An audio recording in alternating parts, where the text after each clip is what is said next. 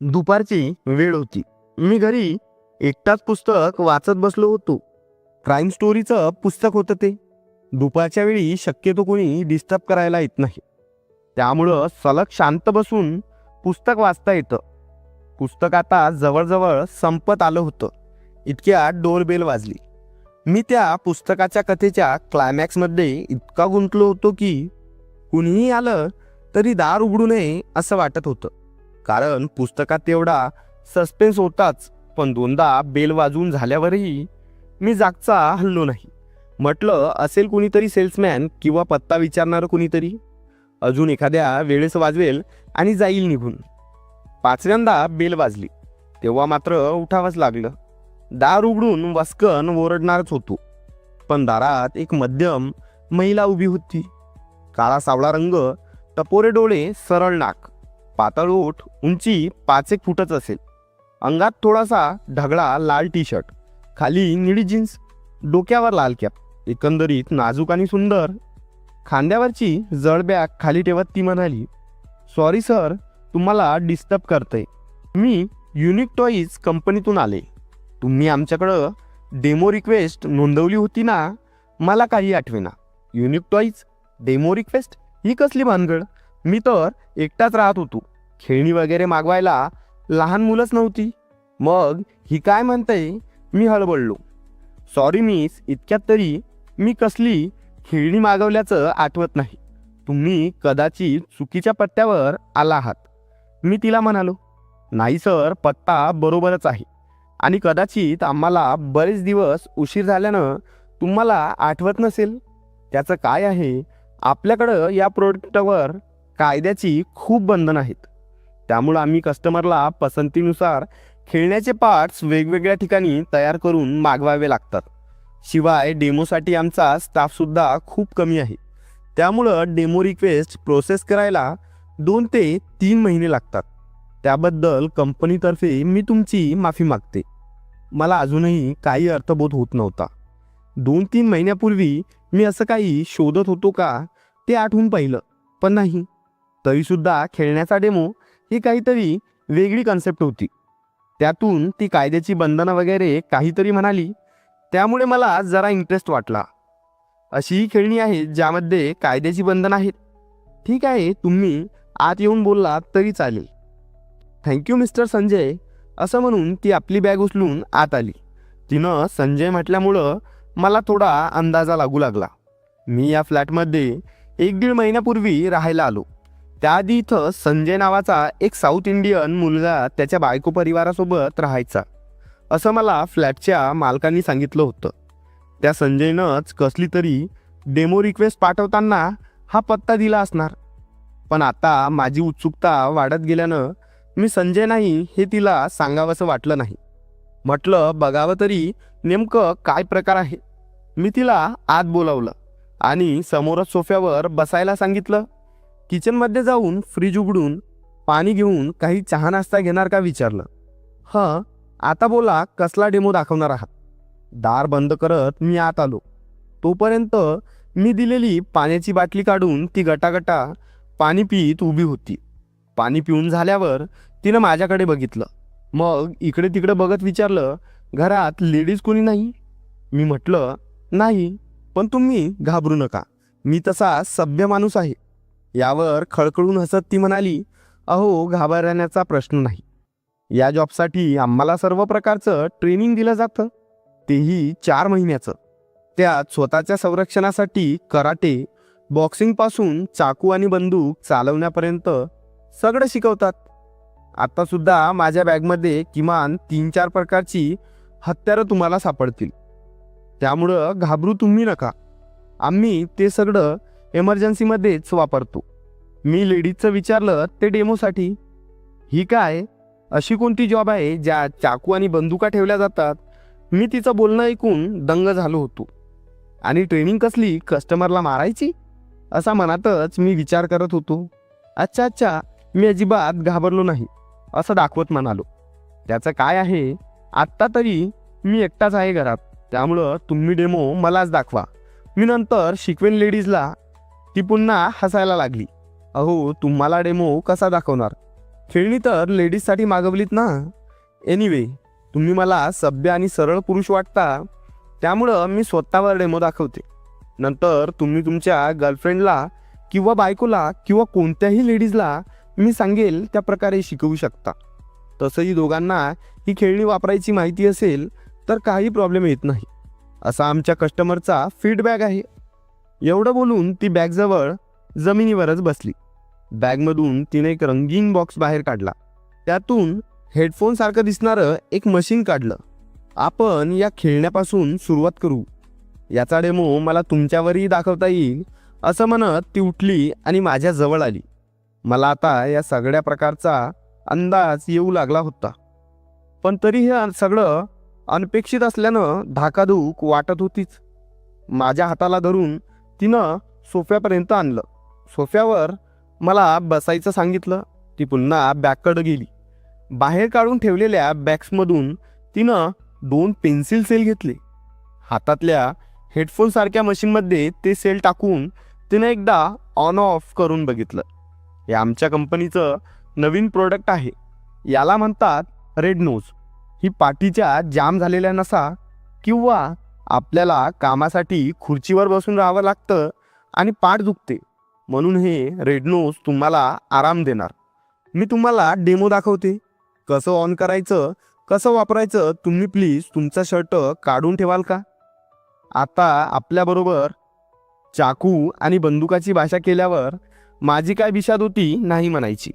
आणि दुसरं म्हणजे तिच्या बॅगमध्ये असलेली किमान 3-4 प्रकारची हत्यारं. तिच्या सांगण्याप्रमाणे मी तोंड उलटून बसलो. हेडफोनसारखं दिसणाऱ्या त्या रेड नोजला वायरनी जोडलेले 2 सपाट चपट्या वाटीसारखे होते. ते माझ्या पाठीवर ठेवून तिनं माझ्या पाठीभोवती ॲडजस्ट केले. मग हसत ती म्हणाली, अगदी भरपूर नसले तरी डेमोपुरते मटेरियल आहे बरं का इथं. फक्त नोजच्या लेवल 2 लेवल 3 वर थोडंसं दुखेल तुम्हाला. त्याचं काय आहे ना, हा रेड नोज स्क्रीनसाठी डिझाईन केला आहे. आता ज्या भागावर हा वापरायचा तिथं एवढे केस असतील, हे त्या डिझायनरला तरी कसं सुचणार म्हणा.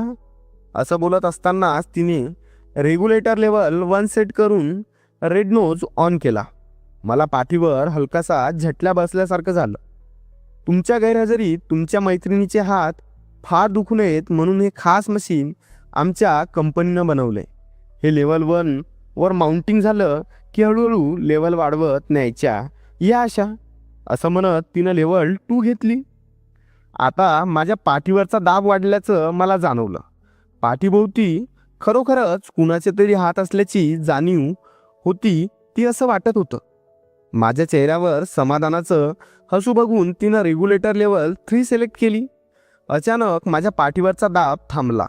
मला वाटलं मशीन बंद पडलं की काय, पण तेवढ्यात ते दोन्ही चपटे अर्धगोल जागेवरच फिरू लागले. आधी दोन्ही उजवीकडे थोडेसे गोल फिरले, मग डावीकडे, त्यानंतर एक डावीकडे, दुसरा उजवीकडे. 2-3 वेळा असं फिरून झाल्यावर पुन्हा दाब वाढू लागला आणि मशीन फिरण्याचा स्पीडही. हातांनी एखाद्या पाठीवर नसाहाडं मोकळे होतील या प्रकारात त्या मशीनचं काम चाललं होतं. आपण कुठं आहोत, कुणासमोर आहोत सगळं विसरून मी सोफ्यावर मान टाकली आणि आई ग मेलो असे आवाज माझ्या तोंडून फुटू लागले. तेवढ्यात अचानक रेड नोज बंद झाला. पाठीवरचा पूर्ण दाब गेला. मी रागानं डोळे उघडून समोर उभ्या असलेल्या त्या सेल्समन तरुणीकडे बघितलं. I hope you like it sir, खोडकरपणे हसत तिनं विचारलं. ऑफकोर्स यस, पण ते मध्येच बंद कसं पडलं? त्याला ऑटो साऊंड सेन्सर आहे सर. वेगवेगळ्या लेवल्सनुसार युजरच्या आवाजाची तीव्रतेची पातळी सेट केलेली आहे. यामध्ये अजून लेवल 4, लेवल 5, लेवल 6 आणि लेवल 7 इतक्या लेवल्स आहेत. पण लेवल 3लाच तुम्ही लेवल 6ची आवाजाची पातळी क्रॉस केलीत. त्यामुळे तुमच्या सुरक्षेसाठी मशीन ऑटो स्विच ऑफ झालं. म्हणजे तुम्ही म्हणलात की मला लेवल 3 सहन नाही झाली, मग लेवल 7पर्यंत बायका कशा काय वापरणार ही मशीन? ती आता थोडी गंभीर स्वरूपात येऊन मला काहीतरी समजून सांगण्याचा प्रयत्न करत म्हणाली. हाच तर खूप मोठा गैरसमज असतो पुरुषांचा सर. त्यांना वाटतं की आपण शारीरिक यातना सोसू शकतो. आपण किती ताकदवान यावर ते स्त्रियांच्या सहनशक्तीची लेवल ठरवतात.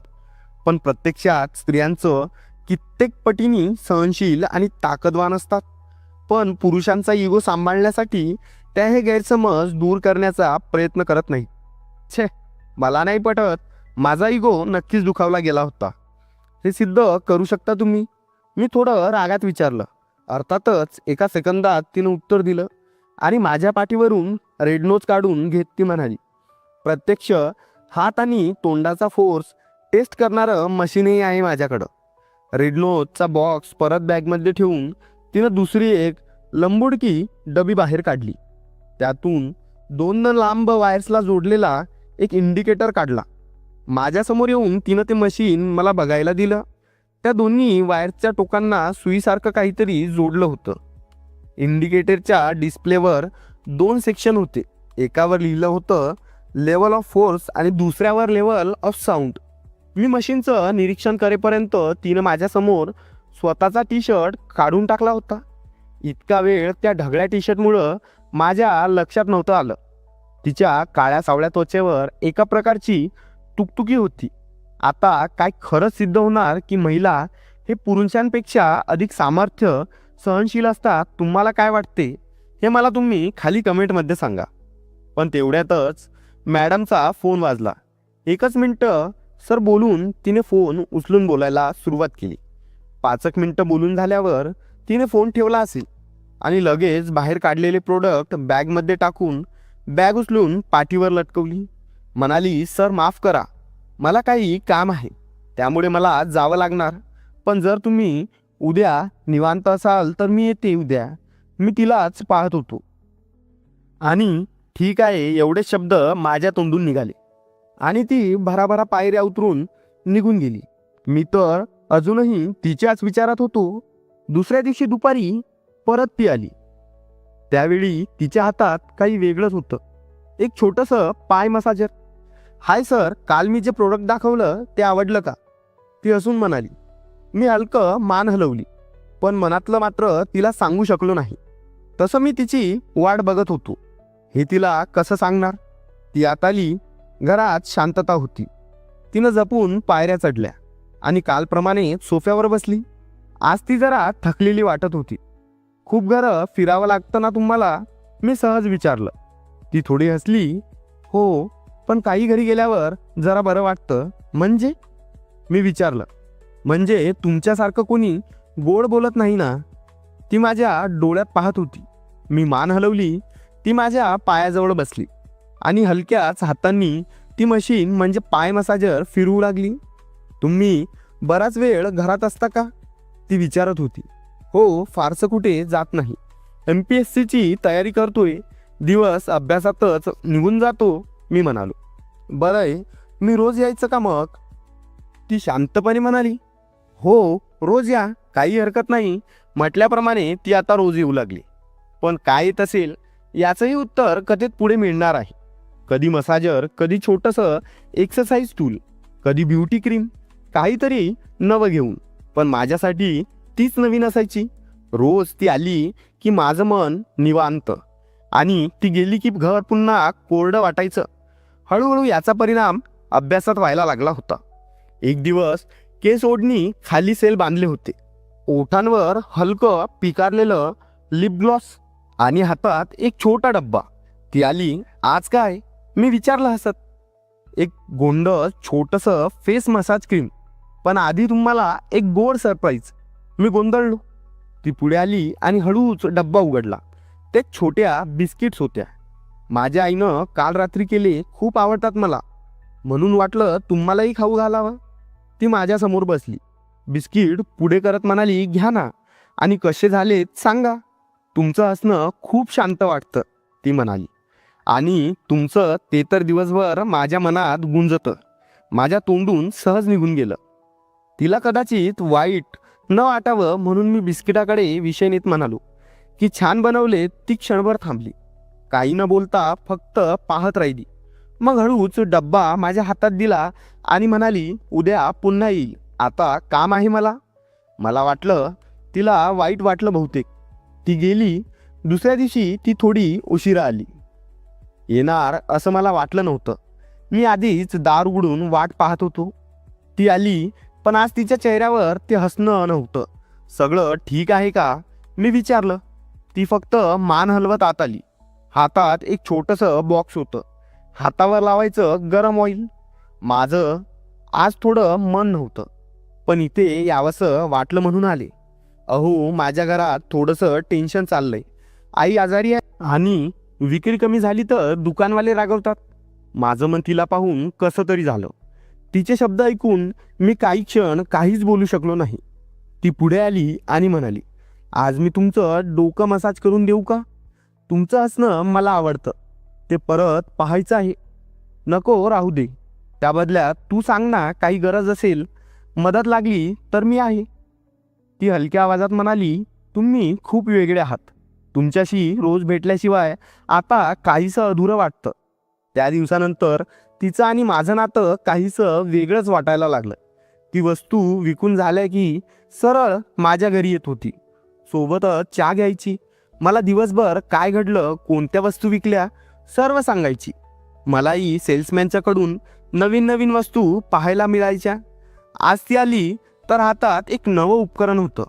ती अगदी उत्साहाने म्हणाली, हे फार उपयोगाचं आहे, विशेषतः ज्यांना काम करताना थकवा जाणवतो त्यांच्यासाठी.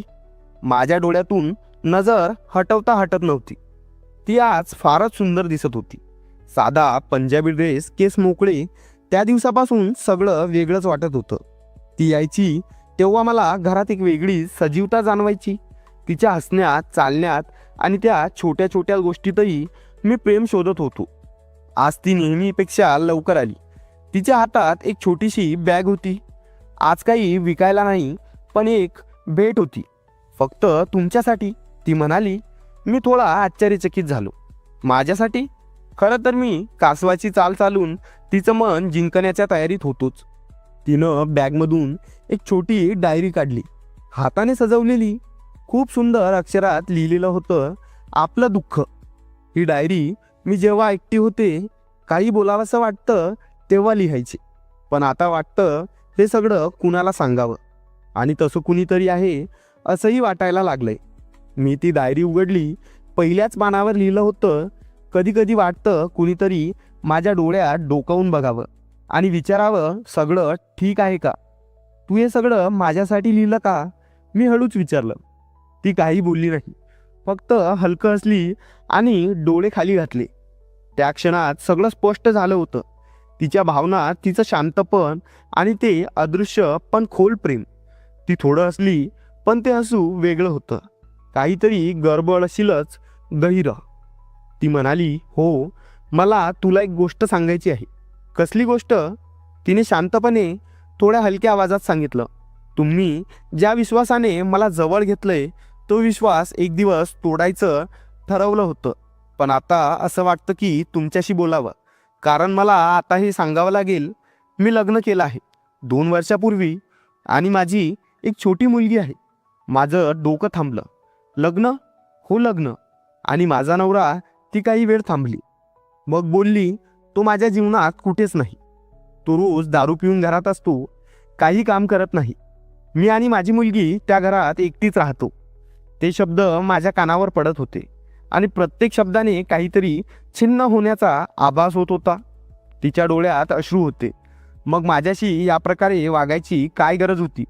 मला राग, दुःख, घुसमट सगळं एकाच वेळी होत होतं. तरी पण तुम्ही खूप एकटी वाटता, असं का? मी तिला समजुतीनं विचारलं. मला तर लग्न झालं आहे हे ऐकून आधीच शॉक लागला होता. त्यात एका मुलीची आई, छे, मी काय कोणीच या गोष्टीवर विश्वास ठेवू शकत नाही. हो, एकटी वाटते, कुणी नाही माझ्या आसपास. नवऱ्याशी माझं नातं तोडलेलं आहे, तो पुन्हा सुधारलेला नाही.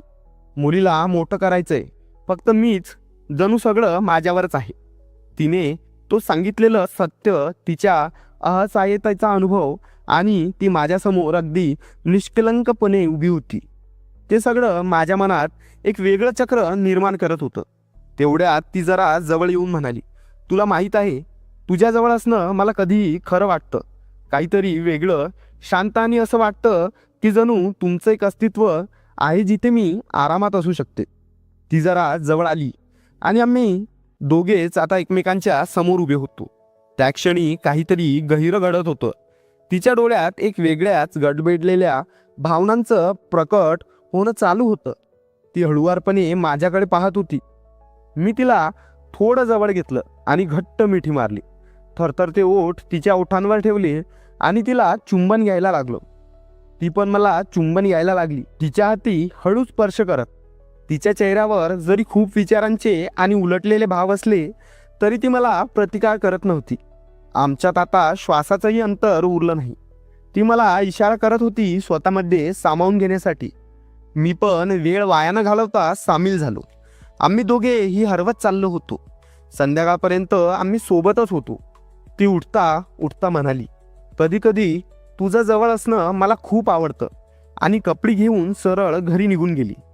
मी एक मध्यम शाळकरी मुलगा. जे आज घडलं ते माझ्यासोबत लाईफमध्ये आजच घडलं होतं. मला समजत नव्हतं आपल्यासोबत हे काय होत आहे. तिच्या डोळ्यांमध्ये असं काहीतरी होतं. त्यातल्या अशा गोंधळलेल्या भावनांमुळे मला समजत होतं की ती थोडा वेळ थांबून काही विचार करायला हवी. आणि मी देखील. असं काहीतरी होत होतं जे एका वेगळ्या दिशेने जाण्यासाठी आमचं मन तयार करत होतं. ती डोळे बंद करून काही विचार करत होती. मग ती हळूच बोलली, कदाचित आपण खूप वेगवेगळ्या गोष्टी शोधत असू आणि प्रत्येक गोष्ट कधी एकसारखी नसते. आपण थोडं ठरवून वागूया. असं होऊ दे की प्रत्येकाची स्थिती बदलायला हवी. जर थोडं वेगळं असणार असाल तर तुमचं आणि माझं वेगळं असणं त्यात कुठे चूक आहे. आता तिच्या शब्दांनी मला समजावलं, खरं तर आपल्याला जरी प्रत्येक गोष्ट योग्य वाटत होती तरी ती एक वेगळी दिशा दाखवते. त्या दिवसानंतर ती परत माझ्या घरी कोणतीच वस्तू घेऊन आली नाही आणि कधी मला दिसली पण नाही. कशी वाटली तुम्हाला ही कथा? एक कमेंट करून सांगा. आणि व्हिडिओसाठी एक लाईक तर बनतोच. आणि एवढं सगळं भावासाठी करताय तर मग एक जोरदार क्लिक त्या सबस्क्राईबच्या तिथंही करा. चला मग परत भेटू अशाच एका नवीन कथेत.